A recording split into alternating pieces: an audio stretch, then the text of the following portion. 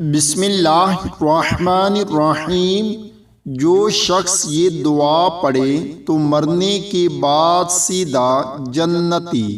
لا الہ الا اللہ واللہ اکبر۔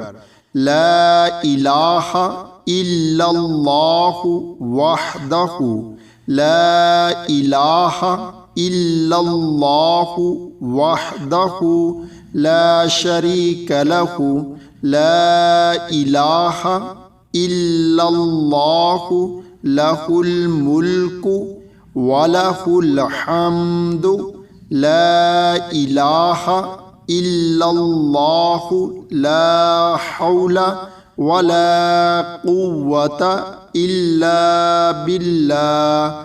جو شخص بیماری میں یہ کلمات پڑھے اور پھر مر جائے تو اسے جہنم کی آگ نہیں کھائے گی۔